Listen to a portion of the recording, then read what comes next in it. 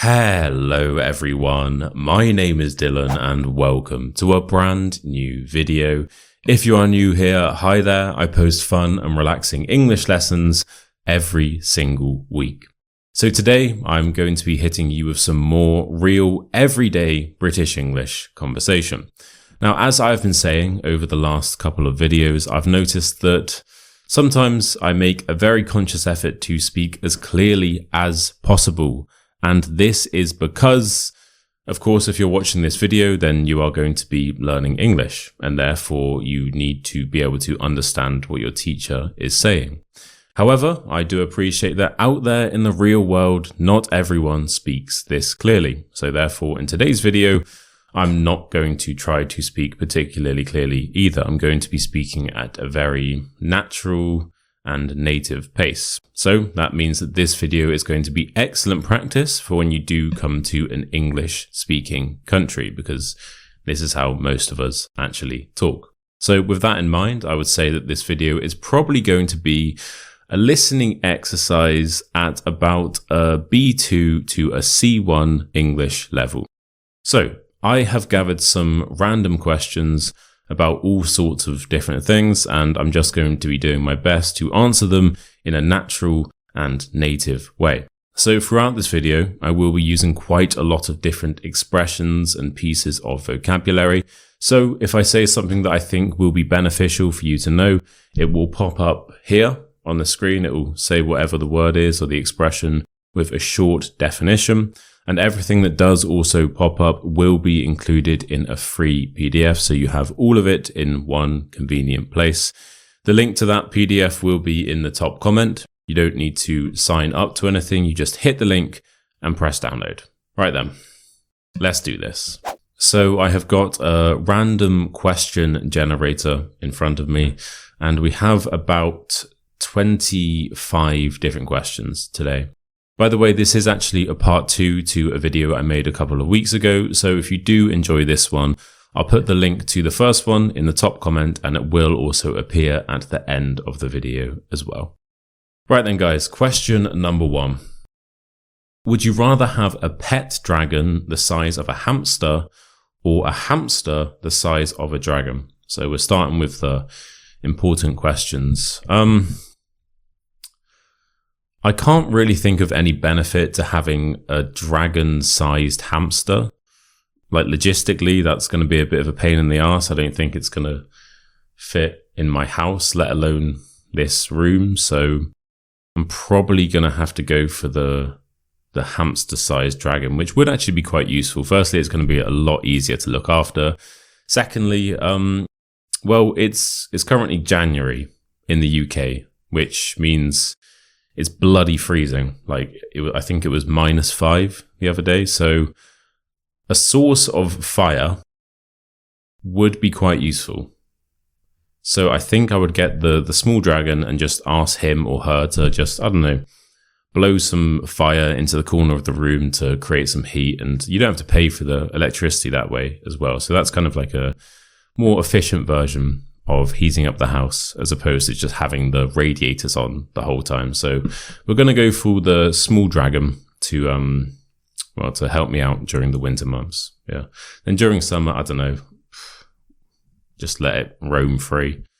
Let it do whatever a hamster-sized dragon wants to do. What's a small moment that completely changed your life? Ooh. I have one, but it's going to lead to a very long story. It actually is the reason why I started my YouTube in the first place. Yeah, so this is a long story. I'm going to make it as brief or as succinct as possible. Okay. About 10 years ago, I had a random seizure. A seizure is otherwise known as a fit, and it's when you lose consciousness, you fall to the ground, you might shake about a bit and your eyes go all crazy. And yeah, it's pretty unpleasant, but it does happen. It's not that uncommon just to have like a random one-off seizure. Because of this, they put me on some medication, right? And the medication was, I had no side effects, so I was happy to take it. It wasn't really a big deal. Fast forward 7 years, so about 3 years ago, I wanted to teach English abroad. And specifically, I chose South Korea. So I was in the process of applying to become a teacher in South Korea. Everything was going smoothly. I thought it would be a pretty easy process because pretty much everyone gets accepted to be a teacher in South Korea. Like, it's not particularly hard as long as you have like the qualifications and stuff. So yeah, I got to the final stage where you're about to have the interview. And then I got an email saying, no, it's not happening. Sorry, mate, you're not going to be a teacher here. And I was very confused. They didn't actually give a reason why. So I spoke to the woman who was helping me with the application. She was really nice. And she basically said, I don't really know why either. Probably because on the form, you have to say what medicine you have taken in the past. And I put the seizure one. And that probably scared them off quite a bit because they're very, very strict with things like that, which is so stupid because, I don't know, they lost a great teacher that day. I would have been so good. So whatever. Anyway, I was pretty pissed off with that. So, I didn't really know what to do, to be honest. So I was sulking for about a week, feeling sorry for myself. And then I thought, you know what, whatever, I'm going to teach English anyway. So I just need to find another way to do this. So I randomly decided to start a YouTube channel. And the rest is history. This was about 2.5 years ago, I think I started my channel around them. So if I hadn't had that random seizure, I wouldn't have started my channel. I wouldn't be here today. So it's crazy how something so small and seemingly negative at the time can have such like a big impact on your life, like 7 years down the road. So yeah, guys, that's an interesting story, right? What's one thing you always forget when you go to the shop? This is an easy one. I always forget to bring a bloody plastic bag. In the UK, they charge you for plastic bags. It used to be 5p. I went away for a few months, came back. Now it's 30p, which is a bit crazy. And I just always forget. I don't know what it is. Whenever I go into Sainsbury's, I'm just always having to keep buying these plastic bags after plastic bags. Now my kitchen is just full of these plastic bags, and it's a bit of a pain in the ass. So if you guys can do me a favor and just put in the comments, just remind me to bring a bloody bag when I next go to Sainsbury's. I'd appreciate that. How many cups of tea is too much in one day? Well, that depends who you ask. I'm going to say 9. 9 cups of tea is too much. What's the most British insult you can think of? Well, I don't want to swear too much, so that does kind of limit my answer a bit. I guess a family-friendly British insult would be, you can call someone a plonker. And that just means you're a bit of an idiot. I haven't heard plonker in a while, but I think pretty much all British people will know what you mean if you call someone a plonker. Yeah. It's a good word, actually, plonker. I might start using that. What's one thing you think people misunderstand about you? I don't know, because I don't really know what you guys understand about me. I think, as I've said in the previous videos, I was speaking very clearly, and I think this was I did this subconsciously because obviously if you're teaching to an international audience, you need to be able to speak as clearly as possible. And even though the intention was not to like mislead anyone, it still felt slightly inauthentic because it's like, that isn't how I normally speak in real life situations. So it wasn't malicious, but it still felt slightly inauthentic, as I say. So that's why I like these videos here where I can speak at a more natural pace. And another way that people probably misunderstand me is, well, it relates to my newsletters. And I'm going to get a couple of my newsletters on the screen now. This is relevant, don't worry. So I'm going to put one here. And this was the time I got arrested in Japan. So the story is I was riding on a bike in Japan and I was listening to music. I had my headphones in and a police officer did pull me over and he tried to give me a ticket. But after realizing that I don't speak a word of Japanese apart from asas and oishi, the guy realized it was more trouble than it was worth, so he just let me go. So of course, I had to milk that and get a newsletter out of it. So there are people that see that email, and I checked my inbox the other day, and there were quite a few people that messaged me like, "Are you okay? I'm so sorry you got into trouble with the law in Japan. So what happened? Are you out now? Is that all right? Are you okay?" So I think they just see like the heading of the email and assume that I'm being serious. And I am kind of being serious, but and another example is for Christmas, one of my students very kindly gifted me a panda. So I had to get an email out of that. I had to get a newsletter out of it. I said something like, "I'm officially a father." And that led to me getting loads of really nice responses saying, "Congratulations on you and your family. That's amazing. Oh, congratulations. That's brilliant. An early Christmas present." When in reality, I just have a panda in China who I technically own. I don't know if I own it. I adopted it. Yeah. So I think maybe the problem is when you make these sorts of weird jokes with a completely straight face in the tone that I tend to make jokes in, like when I talk about my ex-wife and all my kids and stuff like that, people might assume that you're telling the truth, which is understandable. It's just dry British humour, I guess. Speaking of newsletters, every single Tuesday, I send out a short, funny English lesson about my life. It's a lot of fun. You do also get sent an exclusive bonus YouTube video as soon as you sign up. Right, that's the last time I'll mention it. What is the weather like today where you are? I can't really see because the blinds are slightly closed. It's grey. It's grey. I can only slightly see, but an educated guess will tell me that it is grey and dull in the UK. Yeah. Do you have any weird or unexpected skills? Yeah. Get me a skateboard. Get me a skateboard. That's all I'll say. Get me a skateboard. One day I will surprise you guys with a skateboard. How does one cup of tea somehow fix everything? Right, I know this is kind of like a bit of a joke question, but I think there is a slightly deeper meaning to this one, so I am actually going to answer it properly. Making a cup of tea is a moment of tranquility and serenity. It gives you a break from your work. So say if I'm here at my desk working on something, just staring at a laptop for like 2 hours. There is something about standing up, leaving your phone at the desk, obviously not taking your laptop with you, going downstairs, putting the kettle on, boiling the water, putting it in the mug, waiting for the tea to diffuse out of the tea bag into the mug, taking it out, putting the milk in. That ritual is kind of like there's a certain level, it's kind of like a novelty. And it just gives you 5 minutes of peace. You don't have to think about this. Like if you're British, that is just going on to autopilot mode. That's how you make a cup of tea. Like we all know how to do it. It happens intrinsically.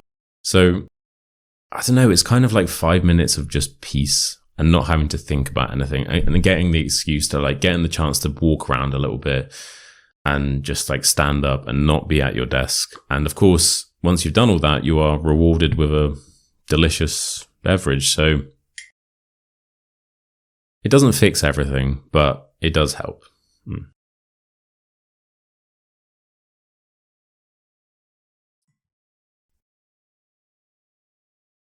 How old are you? Right, this is a question that I have received quite a lot, so I may as well just answer it now. So, I am somewhere between the ages of 25 and 65.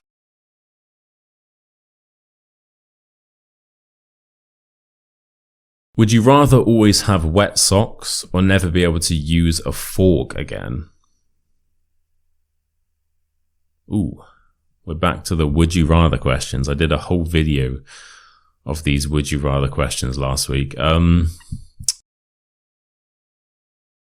Okay, I can't live my life having only wet socks. That would be horrible. You're just robbing yourself of the pleasure of being able to put a dry pair of socks on. You know, when you're freezing cold in the UK. I know I keep banging on about the weather, but seriously, it is nippy out here. It's very, very cold. So I'm going to have to, I'd rather have dry socks and just never use a fork. Again, it's not really that big of a deal. I can use a knife, I can use a spoon, I can use chopsticks, or I can just, pick the plate up and eat it straight from the plate with my mouth like a dog. It's all good. It's all good. I live by myself, so it's not really a big deal. There's no one there to judge me. Do you prefer working in silence or with music on?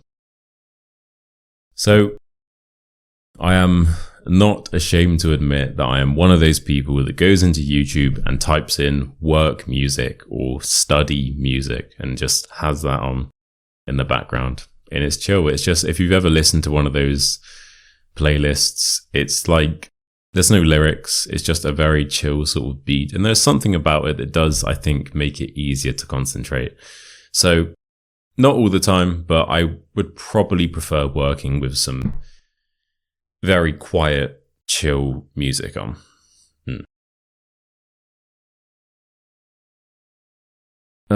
What's the best gift you have ever received? The gift of life, my friend. No, I'm joking. When I was like 10, I think, I was given a football for Christmas and a goal, like a small football goal that had a net and everything. It was so exciting. I put that up in the garden and I just got so many hours of fun from just playing football in the garden. And I'd say, in terms of what gift has brought the most pleasure and enjoyment into my life, I mean, that's the one that springs to mind.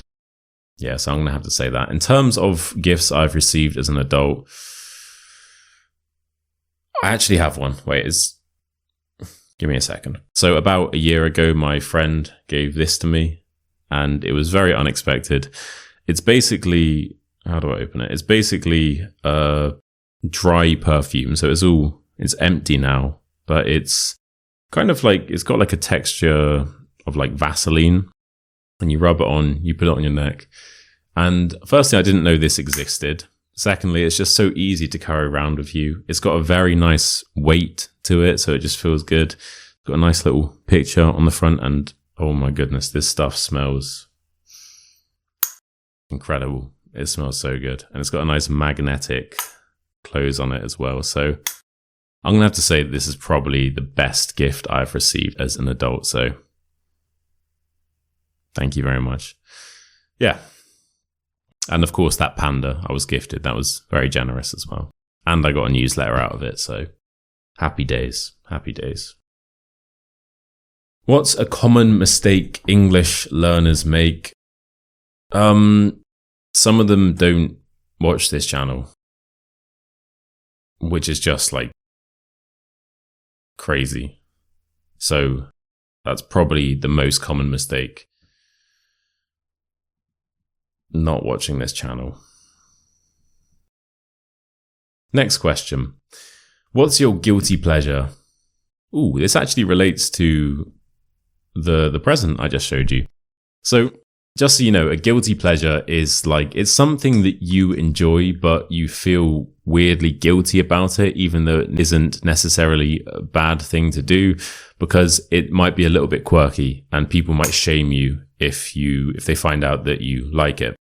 So a guilty pleasure could be like, I don't know, it could be like watching romantic comedies or listening to jazz whilst drinking milk. Not necessarily bad things, but just a little bit obscure to the point where people might try and, I don't know, judge you for it. My guilty pleasure, I used to be obsessed with perfume, like obsessed with it. And this was when I was like 15 to 16. So like for a young teenage male to be obsessed with perfume, I think is slightly strange.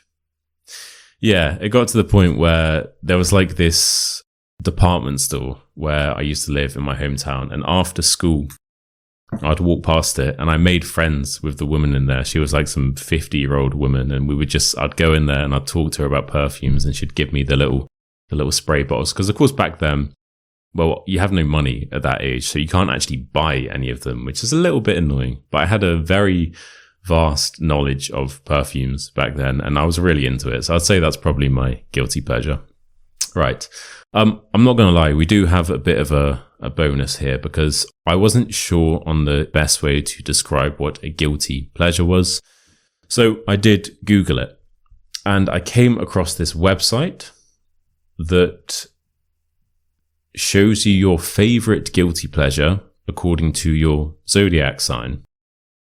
So we're going to do this together, guys, just in case you are unsure what your guilty pleasure could be. You just need to look at the photo I've put on the screen and we can work it out together. So let's see how accurate this is. I'm a Pisces, so apparently my guilty pleasure is cry sessions, which isn't true, I'm afraid. That is not true. If it was, I'd own up to it, genuinely, but it's not really the case. So it's not accurate for me. Let's go through this and see if any of these apply to me. Reality TV, not really. Fine dining. I don't really think fine dining is a guilty pleasure. I mean, that sounds like quite a pleasant pleasure, to be honest. Social media, fresh flowers, spending money, yeah, maybe. People watching, redecorating. I used to really like redecorating my bedroom when I was younger.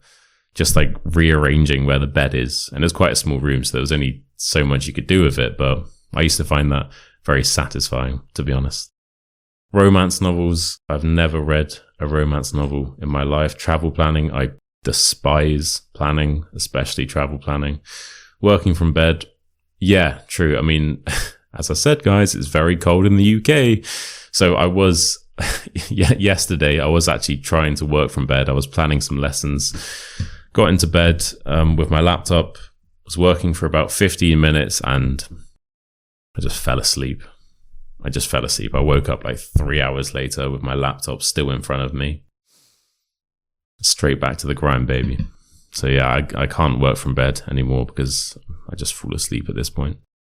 Video games, not really my bag, but yeah, hopefully guys, this photo will give you a bit of an idea as to what your guilty pleasure could be based on your zodiac sign. So enjoy.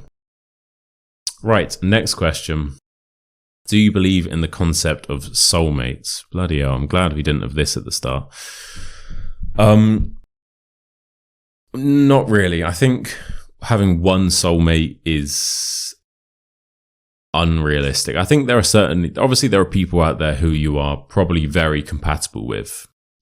And if you meet one of these people, I think that you aren't necessarily soulmates, because you could have many different soulmates. So they aren't like the one. However, I think you do probably grow with this person in a way that makes you more similar. And therefore, you could argue that you have become soulmates. So I think you could have, let's say, like 100 potential soulmates out there.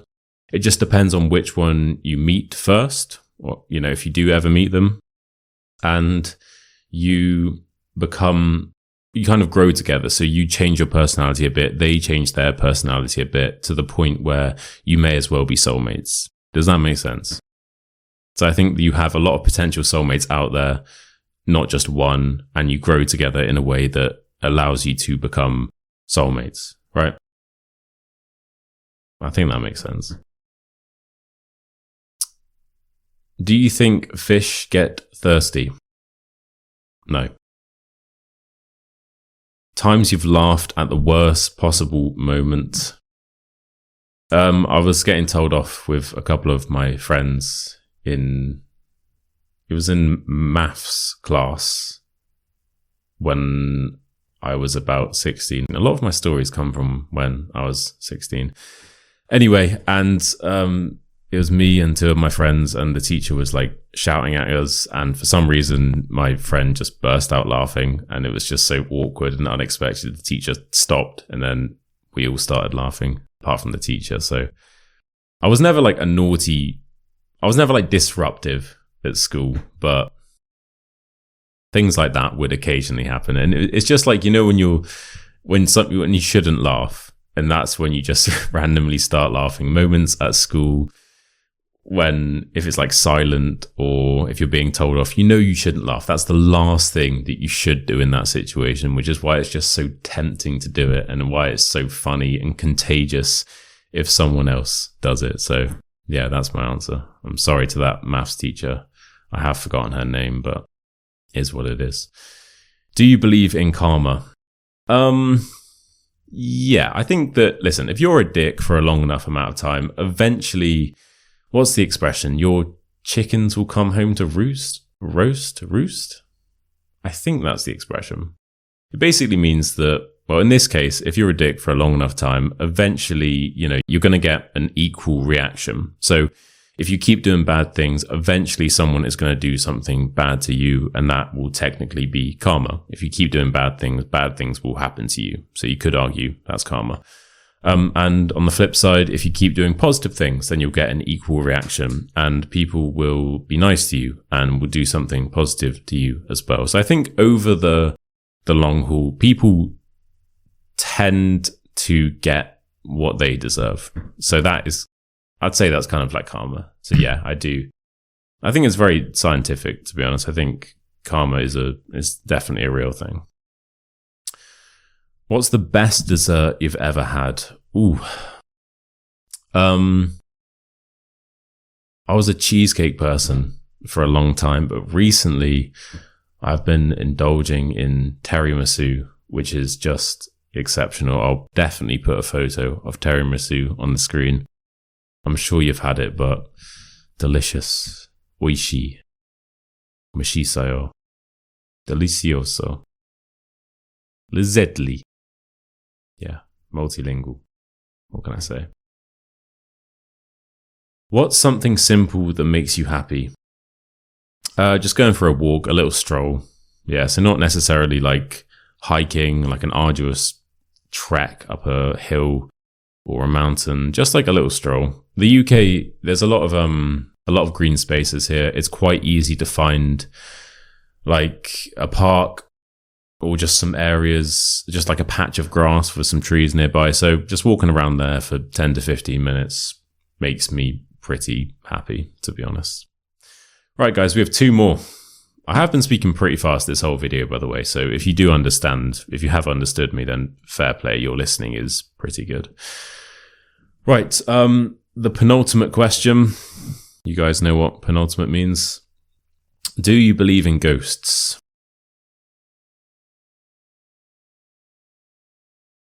So I used to. I certainly used to. When about 15 years ago, there was this period where there was just like this onslaught of new horror films being released in the West, probably in Europe as well, where it was just the same film over and over and over again. And it was kind of like a new category of film, I would say. And it was like this supernatural ghost type film. So it wasn't like gory. It wasn't like people getting cut and, like chainsaws and murder after murder. It was more sort of psychological. And the main one, I'd say the vanguard to this whole genre, was a film called Paranormal Activity, which in fairness was terrifying. When I first saw that, I was pretty young and I was at the age where I wasn't too sure if it was real or not. So when I watched that for a good few months, I certainly did believe in ghosts. I haven't seen any since, but that doesn't necessarily mean I don't believe in them. I don't know. I'm kind of like on the fence with it. Right, guys, final question. What is the last thing you bought?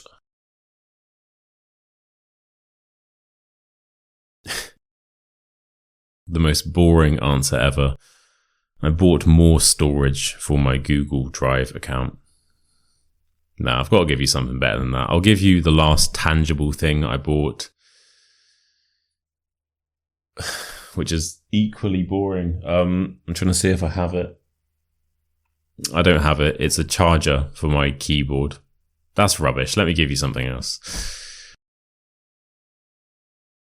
One sec. This bag. I bought this bag. I don't really need a bag, and I'm not too sure why I bought it. It was from a brand that I like, and it was on sale. I bought it on Boxing Day whilst watching Shrek, and I bought it on my phone from an email they sent out. So it was that type of purchase, certainly an impulse purchase, yeah. But, you know, I kind of like it. I guess it will probably come in handy at some point. It seems to be pretty good quality. This kind of feels like it's kind of like a seatbelt, to be honest. But yeah, this is the last thing I bought. So, yeah, looks good. Right, and that is the final question. There we have it, guys. So thank you so much for watching today's video. As mentioned, I was speaking pretty quickly. So if you have understood most of this video, then congratulations that you are probably at a C1 English listening level. So congratulations.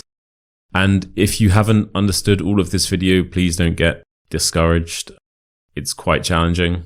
And if you have made it this far, then fair play to you. And you probably are at like a B2 level, but yeah, either way, thank you so much for watching. So as mentioned, I did use quite a lot of different expressions and pieces of vocabulary, which will be appearing in a free PDF. The link to that is in the top comment.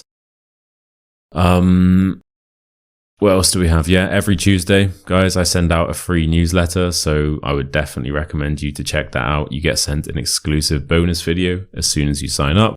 If you did enjoy today's video, why not consider liking the video and subscribing to the channel? It is massively appreciated. And oh yeah, I have been posting to my Spotify a lot. So I've kind of started like, not really a podcast, but I've been making quite a few videos like this where it's just unscripted and it's like English listening practice where I use some vocabulary. I'll tell some stories or play some games or something like that.